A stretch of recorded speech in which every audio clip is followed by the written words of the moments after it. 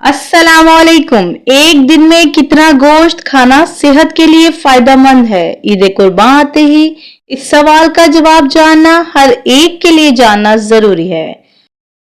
माहिरीन के मुताबिक एक सेहतमंद फर्द एक हफ्ते में आधा किलो गोश्त इस्तेमाल कर सकता है। कुर्बानी का गोश्त 9 माह या इससे जायद तक फ्रीजर में रखकर इस्तेमाल करते रहना मुज़रे सेहत अमल है। फ्रीजर में जमा हुआ गोश्त 12 हफ्तों तक इस्तेमाल करना सेहत के लिए बेहतरीन है।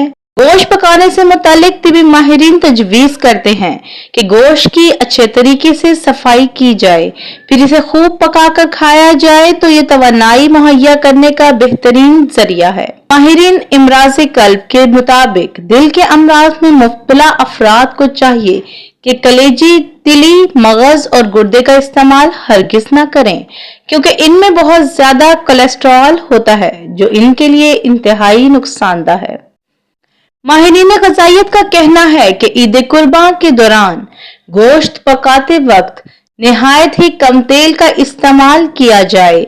अदरक, लहसुन, हल्दी और गरम मसाले ज्यादा मिकदार में शामिल करें। अगर 2 वक्त गोश्त खाया है तो कोशिश की जाए कि तीसरे वक्त सब्जी या दाल का इस्तेमाल कर लें।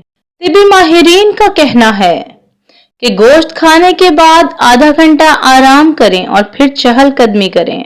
गोश्त के साथ साथ पानी, नींबू पानी, सलाद, सब्जियों और फलों का इस्तेमाल भी बढ़ा दें। अगर गोश्त खाने से ब्लड प्रेशर बढ़े तो सौंफ, जीरा, सफेद सब्ज इलायची का कहवा बनाकर पिएं। बदहजमी, पेट दर्द हो तो अजवाइन, पुदीना, तेजपात का कहवा इस्तेमाल करें।